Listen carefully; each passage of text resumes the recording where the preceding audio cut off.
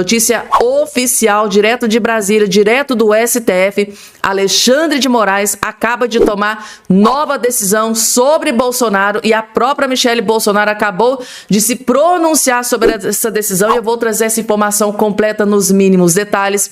Outra notícia mega urgentíssima, gente, tá? PGR, é uma notícia inacreditável, inclusive eu tive que ir em vários portais de notícia para ter certeza que não se tratava de fake news. Mas não, gente, tá? Realmente é oficial. O PGR Paulo Gonet acabou de peitar o ministro Alexandre de Moraes. PGR Paulo Gonet, alguma coisa deve ter acontecido para ter acontecido essa reviravolta. Reviravolta acaba de acontecer, na verdade é um plot twist carpado, né? O que será que aconteceu, gente? Tá? Paulo Gonet. PGR Paulo Gonet acabou de peitar e confrontar o ministro Alexandre de Moraes. E é claro que eu vou trazer essa bomba também nos mínimos detalhes nesse boletim. E outra, gente, tá? Que eu vou trazer aqui, tragédia para o Lula. A informação que acaba de chegar é que o Lula da Silva tá completamente furioso com o ministro André Mendonça. Após o André Mendonça ter autorizado, ter ordenado a quebra de sigilo fiscal e bancário do Lulinha. Afinal de contas, mexeu com o filho do homem, mexeu com o filho do todo-poderoso presidente da República. Como pode uma coisa dessa? Sim, gente, tá? A notícia que acaba de chegar é que Lula da Silva tá muito furioso, tá virado no giraia, tá pistola com o André Mendonça após o André Mendonça ter autorizado a quebra de sigilo do Lulinha. E a outra bomba que eu vou explicar o motivo do desespero, o principal, né? Por que que o Lula tá tão desesperado assim? Claro que eu vou trazer também essa informação para todos vocês. Gente, além dessa tragédia para o Lula, ainda tem uma outra notícia que deixou o Lula completamente desesperado. E tem a ver com a eleição de 2026. Essa notícia eu não vou nem dar muito spoiler, porque a única coisa que eu garanto para vocês é que vocês vão gostar e muito. Vocês vão gostar e muito dessa notícia que deixou o Lula completamente desesperado. Estão preparados, gente, tá? Se tiver de pé, já senta, vai pegando a pipoca, fica bem confortável, porque a partir de agora é só notícias de altíssima qualidade que eu separei aqui para todos vocês. Rapidinho, ó, não esqueçam de se inscrever aqui embaixo no canal. Para se inscrever aqui é totalmente gratuito, tá? Relembrando isso aqui para vocês. É só você olhar aqui embaixo, não é aqui no vídeo, gente, aqui embaixo na plataforma de onde você está me assistindo. Vai ter a palavrinha chamada inscreva, você inscrever, você vai fazer isso aqui, ó, clicar em cima, clicou, automaticamente, gratuitamente, na hora, você já estará inscrito aqui no nosso canal. O que tudo indica, tudo está sendo, tá fazendo parte de um plano. Parece que o Lula, que ligou, o Lulinha, né, que ligou o modo desespero, tá com um plano para tentar se safar, para tentar escapar da prisão, para tentar escapar do ministro André Mendonça. Mas será que o André Mendonça vai acreditar nisso aqui? Calma, calma que eu vou explicar para vocês. Em ato de desespero, Lulinha vai acusar a amiga lobista de usar seu nome em farra do INSS.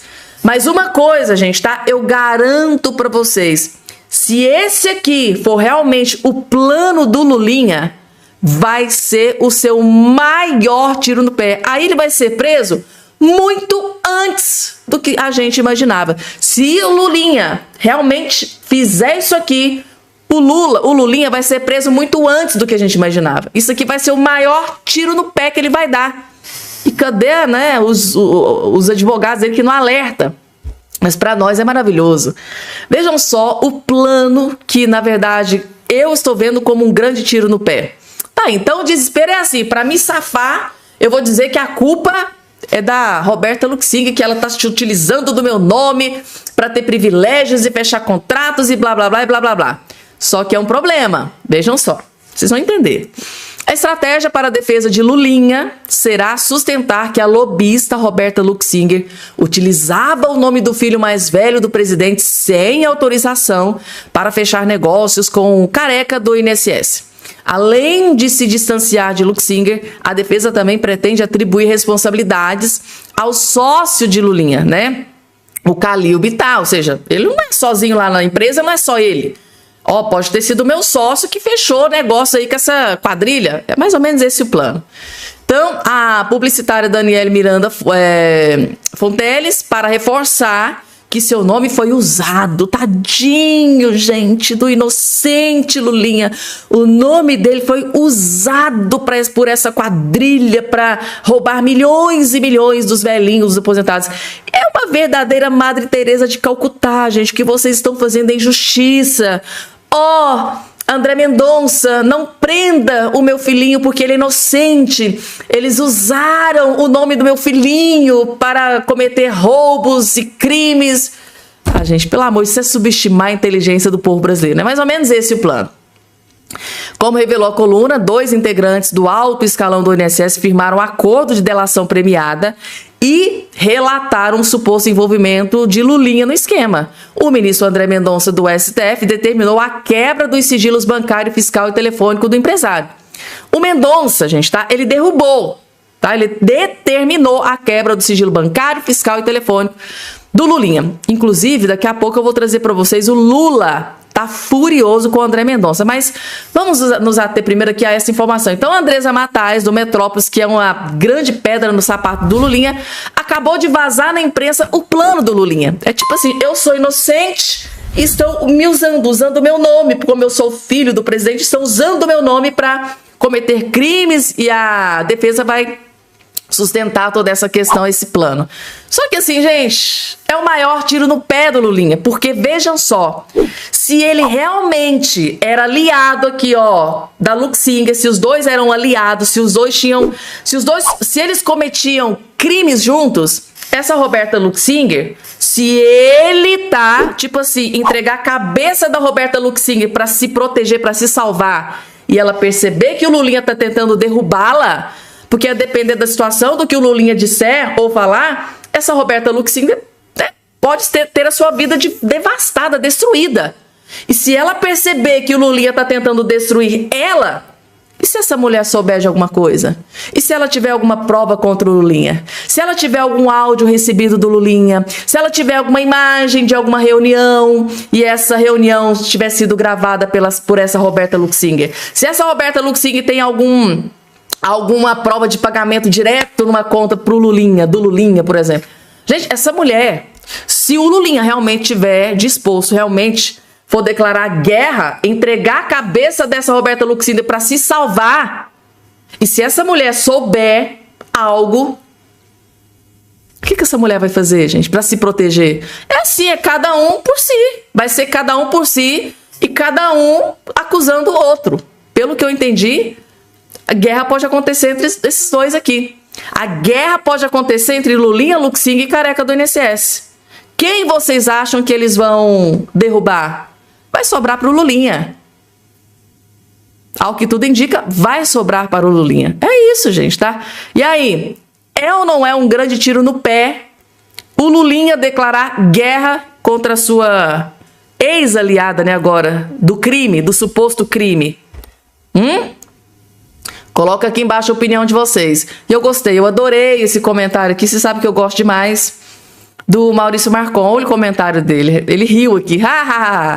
Por óbvio, a culpa era de um amigo, né? A culpa nunca é do Lulinha. A culpa nunca é do Lula, né? A culpa é sempre de terceiros. A culpa é do Bolsonaro. A culpa é do presidente do Banco Central, Campos Neto. A culpa é da Faria Lima. A culpa é de ministro. A culpa é de todo mundo. Ele aprendeu com o chefe Mor, né? Lulinha, aprendeu com o chefe Mó. A culpa é minha, mas eu coloco em quem eu quiser. E pro Lulinha agora é o seguinte, a culpa não é minha, eu estou sendo usado, eu fui usado. A culpa é da Luxinger, tá? A ex-best friend. Agora é ex, né? Não é mais best friend, não é melhor amiga. Tá aí, gente, tá? Adorei esse comentário. Vamos porque tem mais, gente. Vamos falar agora sobre... decisão. Eu preciso trazer isso aqui para vocês, gente. A informação que saiu aqui no Metrópolis é que o Lula tá furioso com o Mendonça. Porque o André Mendonça, o Lula, ele era acostumado, né, a ver o Alexandre de Moraes, o Dias Toffoli, o Gilmar Mendes, partindo para cima, né, dos filhos do Bolsonaro, do próprio Bolsonaro. E ele assistia tudo de camarote, ainda tava lá dando risada, né, gargalhada, soltando champanhe, comemorando. Enquanto os ministros do SF estão indo para cima do Bolsonaro e dos aliados do Bolsonaro, vamos bater palma, tá? Vamos assistir de camarote, vamos pegar pipoca. Só que agora o feitiço virou contra o feiticeiro. Porque lá dentro do STF existe um ministro chamado André Mendonça. E o André Mendonça peitou o Lula da Silva, peitou o filhinho. Lulinha, tá aqui. E a informação que a gente tem é que o Lula tá desesperado, gente, tá? A reação de Lula à quebra dos sigilos de Lulinha por Mendonça.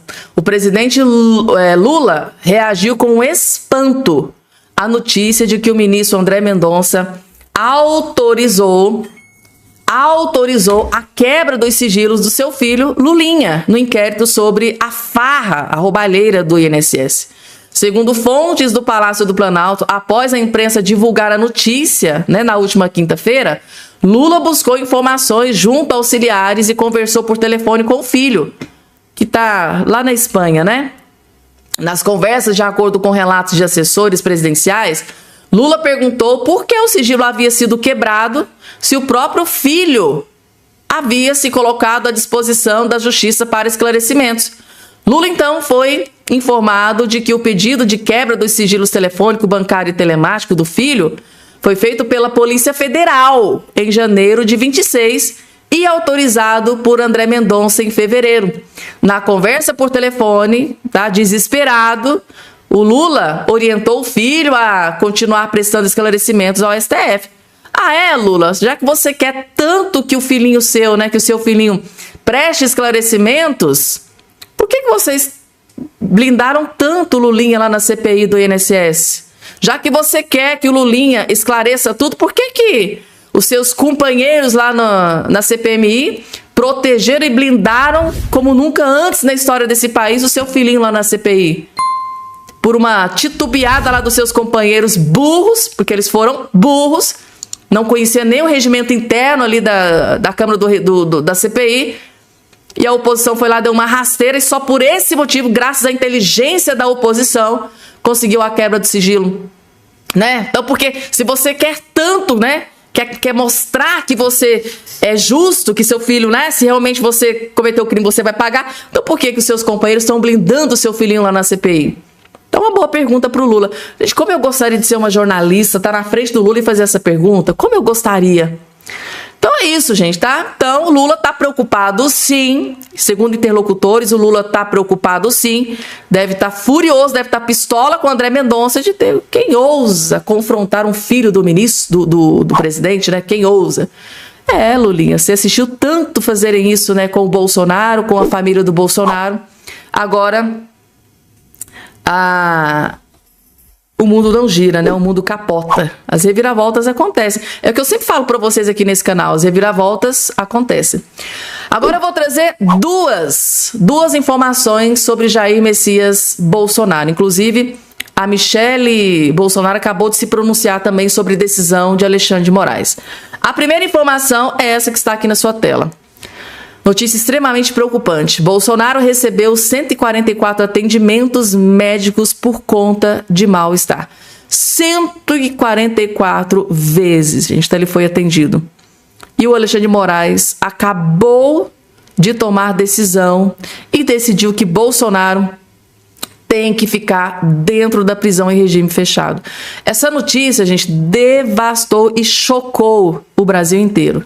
Sim, gente, tá? Bolsonaro, que deveria estar livre, tá, gente? Que é a notícia que o Brasil inteiro espera, Bolsonaro livre. E Alexandre de Moraes teve a oportunidade de corrigir os seus erros, em justamente deixar uma pessoa com várias comorbidades dentro de uma cela, morrendo às mínguas, mas mais uma vez ele decidiu manter o Bolsonaro dentro da prisão. O ex-presidente Jair Bolsonaro recebeu 144 atendimento médico. Ele foi atendido 144 vezes. E mesmo assim, o Moraes decidiu manter ele dentro da prisão. Por isso que muitas vezes eu vejo vários juristas dizendo, gente, parece que a intenção do Moraes é matar o Bolsonaro, porque não tem outra justificativa. Aí a Michele Bolsonaro veio e se manifestou sobre essa decisão do Moraes. Michele se manifesta após Moraes negar prisão domiciliar a Bolsonaro. Ela está consternada, gente? Não poderia estar diferente. A ex-primeira-dama Michele Bolsonaro usou as redes sociais nesta segunda-feira para se manifestar após a decisão de Alexandre de Moraes, do STF, que negou mais uma vez o pedido de prisão domiciliar humanitária apresentado pela defesa do ex-presidente Jair Bolsonaro. A decisão foi proferida na tarde da última segunda-feira. Bolsonaro está preso na Papudim, em Brasília, onde cumpre 27 anos e 3 meses de prisão sobre um golpe, sobre o suposto golpe que nunca aconteceu. Tá aí. Michele Bolsonaro consternada, gente, tá? Ela fez uma publicação nas redes sociais que eu confesso para vocês que eu chorei na hora. Eu chorei com tudo que tá acontecendo, gente. Então tá aí. Novas informações sobre Bolsonaro e Michele Bolsonaro consternada. Afinal de contas, se a notícia é terrível para Alexandre de Moraes, para nós é notícia boa, né? Pois bem, gente, tá? Tá aqui, ó, na tela de vocês. Alexandre de Moraes sofre derrota humilhante no STF para Elon Musk, gente, tá? E tem dedo do PGR nessa decisão. Alexandre de Moraes acaba de ser derrubado por Elon Musk. Vocês se lembram que num passado não tão distante, o Elon Musk e Alexandre de Moraes eram grandes inimigos, né? Tinham muitos embates ali entre os dois. O Elon Musk detonava Alexandre de Moraes nas redes sociais e o Alexandre de Moraes dobrava a aposta, ia lá, tomava decisões que muitos juristas achavam que eram arbitrárias, era abuso de autoridade e tal. E hoje teve um novo desfecho, né, dessa novela que a gente adorou acompanhar por muito tempo. Tá aqui, gente, tá? Elon Musk foi derrotado aqui. O Elon Musk derrota Alexandre de Moraes e humilha o ministro do STF. E quem fez parte dessa decisão foi o PGR Paulo Gonet. Por que o PGR deu essa decisão contra Alexandre de Moraes? Tem um plano por trás disso? Vamos ver? Investigado pelo Moraes. O Elon Musk foi incluído num dos inquéritos infinitos que estão debaixo das asas do Moraes e agora o Gonet. Vocês vão se recordar que há um tempo atrás o Elon Musk foi investigado pelo Moraes. O Elon Musk foi incluído num dos inquéritos infinitos que estão debaixo das asas do Moraes e agora o Gonet pede arquivamento das investigações sobre o Musk. Eu vou te contar o que está por trás disso e vou te contar que tem uma estratégia do Moraes, tem uma razão oculta, é um gesto que o Moraes faz ao Musk, sobretudo porque a gente está num ano eleitoral. Abram os olhos, o sistema começa a espalhar os seus tentáculos para poder censurar tudo e todos durante esse ano. Eu vou te explicar essa história toda, o que o Gonet quis com isso, como é que essa história avançará agora. Mas antes, eu vou te pedir que você se inscreva no canal, que você clique no like, deixe o seu joinha e que você também considere se tornar membro do canal clicando na aba Seja Membro, tendo acesso aos nossos conteúdos exclusivos. Bom, claro que é ridícula a investigação do Moraes ao Musk, é ridículo até porque é você investigar alguém de outro país, é um ataque à soberania do outro país, algo que o Moraes disse que fizeram com a soberania brasileira, nem coerência tem o Moraes, mas, enfim, o fato é que isso foi feito. Disse o Moraes à época que havia uma instrumentalização criminosa do Musk por meio das redes sociais para atacar ministros e blá blá blá, e agora o Gonet pede o arquivamento. O Gonet, meus queridos, não pede nada dentro do STF sem que alguém mande. O Gonet é um estagiário do Moraes e dos outros ministros. Isso é óbvio, isso todo mundo sabe, inclusive ele. Então, se o Gonet pediu, é porque alguém mandou pedir. E quem mandou pedir, provavelmente foi o próprio Moraes. Por quê? Embora seja humilhante o Gonet pedir, dizer, né, que o Moraes está errado, embora para o Moraes isso seja humilhante, tem uma estratégia aí. E qual é a grande estratégia do Moraes? O Moraes faz um gesto ao Musk. O gesto do Moraes ao Musk é o de dizer o seguinte: olha, eu vou te tirar, né? O Gonet está pedindo, eu, Moraes, vou acatar o pedido do Gonet, claro, porque fui eu mesmo que mandei o Gonet pedir, e com isso eu tiro você, Musk, do inquérito das fake news e faço um gesto amigável para que você seja um colaborador do STF e da Justiça Eleitoral nesse ano eleitoral, para que a gente, STF e Justiça Eleitoral, possamos censurar à vontade as redes. Seja um parceiro da corte, né? Eu estou te tirando, esse é o meu gesto amigável, e em compensação, Musk diz, ou pensa o Moraes. Seja um parceiro da corte na censura, que com certeza a gente quer promover durante o período eleitoral e por intermédio da censura às redes sociais. É esse o gesto. Eu não posso aqui afirmar que isso é fruto de alguma negociação do Musk com o Moraes. Creio que não, mas é um gesto que antecipa o que pede ou que deseja uma negociação. O Moraes já, enfim, conseguiu algum tipo de negociação com a Magnitsky e agora me parece querer também uma negociação com o Musk, no sentido do Musk permitir-se, ao sair do inquérito das fake news, permitir que o STF e a Justiça Eleitoral usem e abusem da censura durante esse ano eleitoral dentro das redes sociais, dentre as quais, claro, a do Musk, o X. É isso. É óbvio que é isso. Nós temos aqui um regime que está se armando para censurar. Nós temos aqui uma ditadura dentro do país promovida por Justiça Eleitoral mais STF, mais governo federal, com interesses óbvios políticos mútuos e que está se armando para censurar e se armando para alcançar as redes e que é com isso um parceiro. E é isso, esse é o gesto ao Musk. Meus caros, estejamos atentos. Esse ano vai ser difícil do ponto de vista da liberdade de expressão. Se você gostou dessa análise, gostou desse... Gente, tá aí. Eu vou ser muito sincera e honesta aqui com vocês. Faz todo sentido essa análise do doutor André Marcília. Possivelmente, estamos em ano eleitoral. Claro que para Alexandre de Moraes é mais interessante Lula no poder do que Flávio Bolsonaro, porque vocês sabem que se derem 50% do Congresso para o Bolsonaro, vocês sabem qual que é a intenção do Bolsonaro. Então, Alexandre de Moraes, em ato de desespero, deve estar ali atuando para fazer as pazes, né? Para fazer as pazes com Elon Musk, porque ele sabe que o Elon Musk tem a rede social X, que é... Assim, gente, a rede social X hoje... a grande maioria dos conservadores, patriotas, bolsonaristas utilizam exatamente a rede social X. É o portal, é a rede social, né, que os bolsonaristas, que os aliados do Bolsonaro mais utilizam. Porque ali não tem censura. É diferente de um Facebook, de um Instagram ou qualquer outro, né? Porque lá no Twitter, quem manda lá, no X, né, na verdade, quem manda lá é o Elon Musk.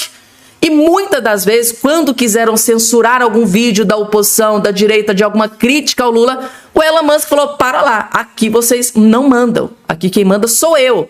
E muitas das vezes ele ia lá e denunciava alguns, segundo alguns juristas, abusos por parte de autoridades que queriam derrubar vídeos, postagens. O Elon Musk simplesmente enfrentou de frente o Alexandre de Moraes. Aí veio aquele negócio, o Elon Musk foi incluído no inquérito das fake news, e agora... Em ano eleitoral, pior que esses caras nem disfarçam, né? Em pleno ano eleitoral, o Alexandre de Moraes estaria acendendo ali, né? Atirando a bandeirinha branca, pedindo paz para o Elon Musk. Gente, faz todo sentido aqui essa análise do doutor André Marcília. Claro que isso pode ter uma intenção lá na frente. Olha, se houver alguma postagem, alguma crítica, né, contra o Lula que a gente não gostar, né? Se o TSE pedir para o X derrubar tal perfil ou derrubar tal postagem... Gente, eles estão desesperados e agora eles estão loucos, praticamente se ajoelhando perante o Elon Musk. É por isso que a gente fala aquele ditado, né? Quem ri por último é quem ri melhor. Ou seja, o Elon Musk tá por cima. Aqui eles vão precisar do Elon Musk. E agora eu vou dizer uma coisa muito sincera para vocês, tá? Finalizando aqui esse comentário. Se eu tivesse 10 fichas para apostar, eu apostaria as 10 fichas em que o Elon Musk não vai se render ao sistema, que ele não vai se juntar ao sistema e Alexandre de Moraes, porque a gente sabe muito bem que o embate que eles tiveram foi gigante, foi muito grande, farpas atrás de farpas. Elon Musk simplesmente detonava, inclusive já defendeu até cadeia para o Alexandre de Moraes. Então eu acho que as chances do Elon Musk se unir a Alexandre de Moraes é simplesmente pífia. Então, se eu tivesse 10 fichas para apostar, eu apostaria todas, para vocês terem noção. Eu apostaria todas em que Elon Musk não vai se juntar ao sistema para deixar Lula no poder. Acho muito difícil o Elon Musk se unir aí ao sistema. Vamos lá, porque tem mais. Vocês gostaram, gente? Coloca aqui embaixo a análise do doutor André Marcílio, a minha análise. Eu penso dessa forma, gente. Agora, vocês acham que existe alguma chance, possibilidade do Elon Musk se unir a Alexandre de Moraes? Acho muito, muito difícil. E agora, gente, o jornalista Cláudio Dantas acaba de dar a pior notícia para Luiz Inácio Lula da Silva, gente, tá? E a informação que a gente tem é que após o resultado aqui de mais essa pesquisa, o clima é de desespero e de velório dentro do Palácio do Planalto. O Lula tá desesperado porque ele tá perdendo, gente, tá? Votos lá no próprio reduto dele, gente, tá? E o Flávio Bolsonaro crescendo de forma avassaladora. Porque o Flávio Bolsonaro crescer em reduto do próprio Bolsonaro, né, onde o Bolsonaro sempre, né, na região sul, centro-oeste, agora o Lula perder no norte, no nordeste, gente, o desespero tomou conta. O próprio jornalista Cláudio Dantas vai trazer a pior notícia para o Lula e seus cupinchas, vejam só. Ah, você tá aí com ele? Ótimo. Ele dizendo que a principal bomba para Lula não estourou no Irã, mas no Ceará. E aí ele coloca, pode inverter aí para a gente poder ler junto, tá aí, ó, Instituto Paraná divulgando justamente essa pesquisa que a gente acabou de ler, Lula 52 contra 27, segundo turno 65, aí ele lembra, né, 65 contra 25 lá, contra o Jair lá no primeiro turno, uma queda de 13 pontos e depois ele mostra aqui a queda de 15 pontos, 70-30 pela pesquisa, hoje 55-33. Então, se esse resultado se repetir em 2026, ali em outubro, né, significa que a oposição significaria, né, para a oposição tirar 1 milhão de votos de frente, tá, de Lula. Considerando que o atual presidente venceu com uma vantagem de 2,1 milhões de votos, apenas essa mudança no Ceará tiraria metade da sua vantagem no plano nacional. É disso que se trata. 1 milhão de votos. O Lula venceu o Bolsonaro por 2 milhões e 100 mil votos. E isso com aquele TSE fazendo aquele carnaval. Processando, censurando, prendendo. O diabo. Isso a gente tem que lembrar sempre aqui, com as rádios boicotando as inserções da propaganda eleitoral do Jair Bolsonaro no Nordeste. Que isso é uma coisa que esse ano a gente vai acompanhar desde o início. Inclusive na nossa academia política a gente vai ensinar as pessoas a fazer esse monitoramento. Então, olha só, 1 milhão de votos a menos, Carol Esponza, Júlia Luci, no Ceará. Se esse efeito, já de cara, e isso impactando o nacional, se esse efeito se repete em outros estados, por exemplo na Bahia, que é o maior colégio eleitoral, se você perde mais 1 milhão de votos na Bahia, babau pro Lula. Acabou. Acabou, Júlia Luci. Isso é muito gostoso, né, de ver, porque isso aí é resultado de muita gente trabalhando, né? O Girão tá lá, firme e forte, levantando a bandeira da direita. E a gente ainda tem que somar um fator aí, viu, Cláudio? O Ciro Gomes, ele não disputando a eleição para presidente, que é o que tudo indica que vai acontecer hoje, as candidaturas, por que eu falo tudo indica? Porque a gente só pode considerar alguém candidato depois do registro da candidatura. Então muita água ainda vai rolar, né? Eu e Carol, que vivemos conversas intensas nesse sentido, a gente sabe que tem muita gente que hoje está numa posição, mas no jogo de xadrez ela pode se posicionar em outro lugar a depender da estratégia do grupo. Mas hoje o que temos é que o Ciro Gomes, que tem um recall, que tem um lastro político inegável no estado do Ceará, ele vai concorrer ao governo e, ao que tudo indica, com o apoio do PL. Inclusive saiu nas anotações ali do Flávio, né?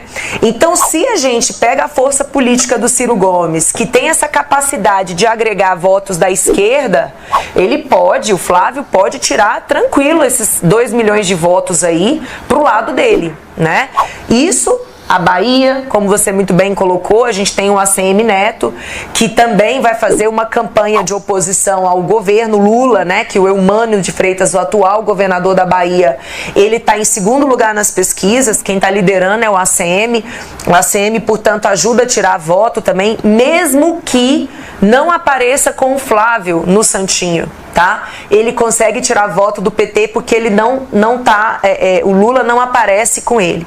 Então, veja que em 2 estados do Nordeste a gente já conseguiria recuperar esses 2 milhões de votos, mas eu ainda tenho certeza que um trabalho bem feito no Sudeste, sobretudo em Minas Gerais e em São Paulo, tem condições de virar muito voto, e eu reitero aqui, eu estou cada vez mais otimista com a possibilidade do Flávio levar no primeiro turno.